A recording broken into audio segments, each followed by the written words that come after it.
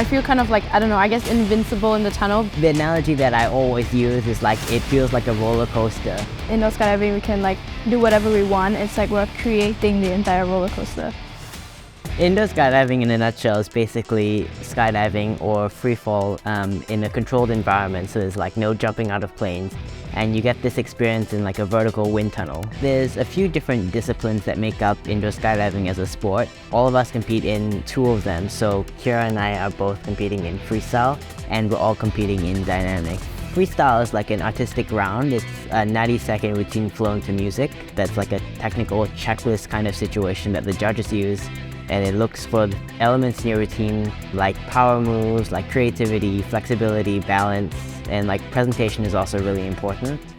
So there's also another 2 rounds, which is the compulsory moves, where all of the flyers will have to fly the same exact movements. So it's using a line of symmetry, and the one that's moved perfect, like on the line, usually scores the highest. For dynamic, it's like we're flying a set of movements, like a fixed set of movements, and we have to fly as fast as possible. There are also like lines at the tunnel, and we have to make sure that we cross every single line with every movement that we make.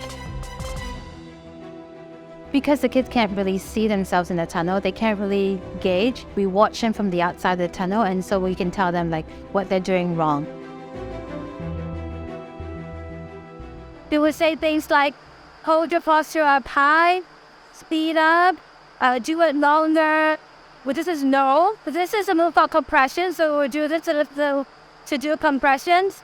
This is do it in the center, and then put everything together.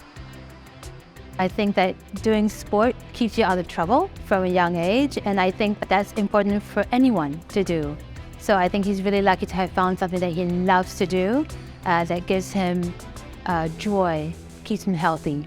Specifically in Singapore, it is so fortunate for him to be involved here. iFly takes care of the families here, and the families themselves have like an unspoken pact. The priority for us is not winning competitions. It's making sure that kids are good people, making sure that they have sportsmanship, that they care for each other, and that they are going to be good sports people, good adults. That's the community that we're building. So I think that's very special. I think we have come a very long way. It's been 12 years. Initially, it's not recognized as a sport, and it's hard for the government then to see that this is a sport because we are ultimately looked like a tourist attraction. However, with these 10 years of consistency and with our athletes winning medals, we have gained quite a bit of leeway. Recently, Sport Singapore has given Kira the SPEC scholarship, which is a great testament to our effort. What I hope for is in the next 10 years, we can get the education side to recognize these sports in the school so that we can create a bigger pool of athletes that we can choose from to represent Singapore. And eventually, together with the rest of the countries, we would like this to be an Olympic sports. Yes, of course. I mean, yes, it's something that we, of course, I mean, no. Yeah, if indoor skydiving becomes an Olympics, you know, we will have all of us competing. So it'll be so fun. We hope to bring Singapore an Olympic gold medal if it ever becomes the Olympic sport. But yeah, I think we would definitely work really hard for it, and it's one of our hopes.